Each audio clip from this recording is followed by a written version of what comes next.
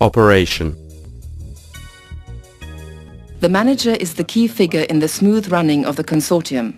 It should be someone with experience in foreign trade who is familiar with the sector in which the firms work. The manager should have the necessary leadership qualities to reconcile the various requirements of the partners. So, which is the best policy? Should each company invoice directly, or should they invoice the consortium, which in turn invoices the clients? No, it's much easier if each company invoices its clients directly. If the consortium has to operate as an intermediary, administrative costs will increase and more staff will be needed to deal with orders, make deliveries, etc. So what would the responsibilities be? Basically those of an export manager for each of the companies, with a degree of independence to carry out commercial transactions. Another of my tasks would be that of channeling orders, overseeing the issue of export documents, preparing visits to trade fairs, organizing advertising campaigns, distributing certain types of products.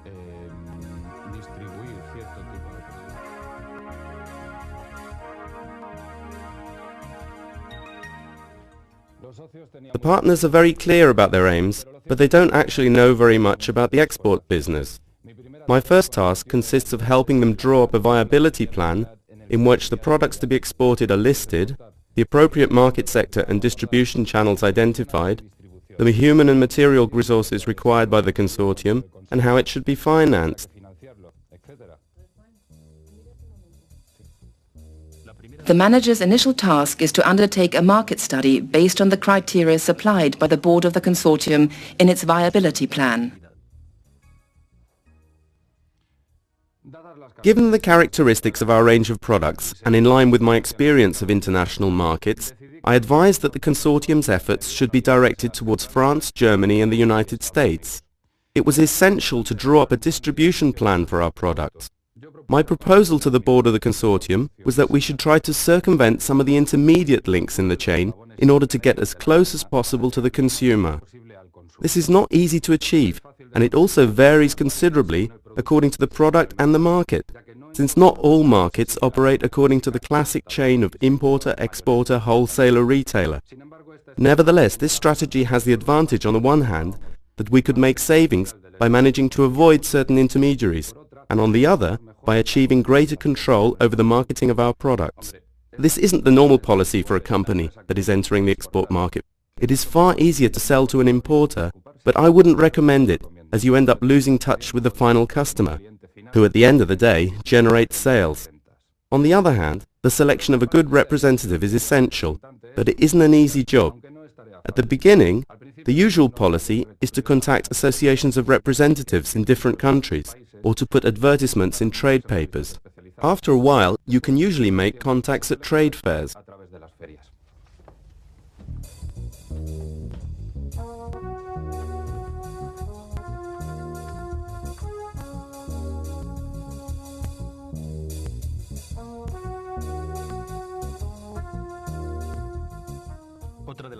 Another of the manager's tasks consists of knowing how to obtain subsidies that are available to consortia at national and regional level. The ESEC subsidies are aimed at promotional activities and structural and running costs. However, the consortium must have previously fulfilled a series of requirements that the Institute lays down in detail. Problems? Of course problems appear in a consortium, but everything can be sorted out through dialogue. There is an essential need for constant communication among the partners. I remember that at the beginning, one of the companies in the consortium was not fulfilling delivery dates with the necessary punctuality. In many markets, this could mean the loss of sales.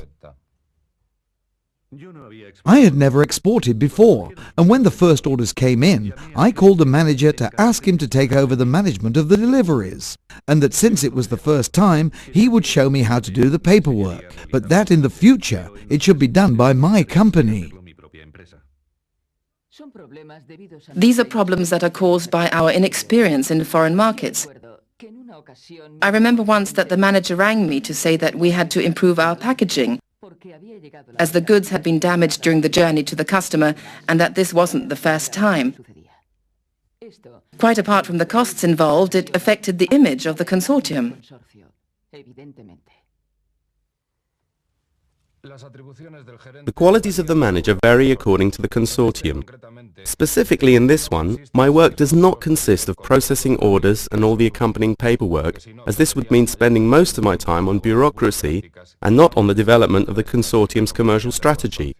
I can inform and advise the partners, but the manager should not become an expensive administrator for each company, and anyway, he spends much of his time away on business trips. 3 years ago, the manager suggested that we should attend a very specialized fair in New York. We were all in agreement since the American market is a priority for us.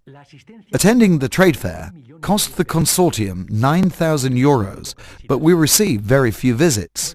Well, it was a mistake. We should have gone to the Green Week in Berlin, which is a less specialized trade fair, but you see, these things often happen. At moments like this, the worst thing that the members of a consortium can do is blame each other. It's essential to support each other. A year and a half after the consortium was set up, we had to modify the financing system because my company was the one that was selling the least. At that time, the monthly contributions that I had to pay seemed excessive. However, my partners understood my position perfectly and we reached an agreement by which we reduced my fixed contributions and increased my sales percentages. To me, this system seems more fair. Dissolution. An export consortium can be dissolved or transformed, and not necessarily for negative reasons. Soon it will be 4 years since the consortium was set up, and for my company it has been an entirely successful experience. The results have gone far beyond my expectations, and our exports now make up 20% of our total turnover. I have finally come to the difficult decision of leaving the consortium in order to set up my own export department. I understand your reasons, Sebastian. Maybe I would have done the same, but what will happen to the representatives and the distributors? We have to discuss this subject. We are not going to compete unfairly with you. I'm sure that we can reach an agreement. Francisco, as the promoter of the consortium, how do you feel about this? The consortium has been positive for my company. However, I had hoped to achieve better results. I will just have to carry on trying. You have to bear in mind that in a consortium there is always one company that invoices more than the others, simply because there is more demand for its product. In this case, it's been Sebastian's company, and I congratulate him. The question is what to do now. Give up the consortium? Let's be sensible. If each of us goes his own way, we won't get anywhere. Fine, but this is our 4th year. The official subsidies are running out, and in my profit and loss account, exports do not add up to much. When we set up the consortium, we were very clear on this point, that we can't depend exclusively on official subsidies. Keeping the consortium going will be more expensive for all of us, but we have increased our company's productivity and our ability to compete in foreign markets. Okay, I admit that we have obtained some intangible assets. Now you know how to export. So I think we are in agreement. Now what we have to discuss is a replacement for Sebastian. What do you think about asking Oracle to come in?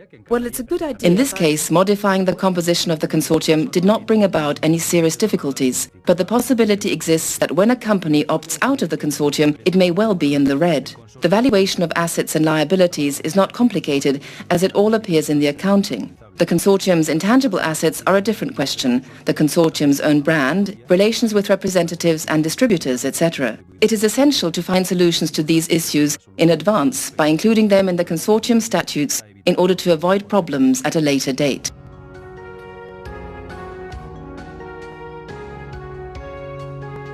This video was produced for the Publishing and Communication Department of ETHEX.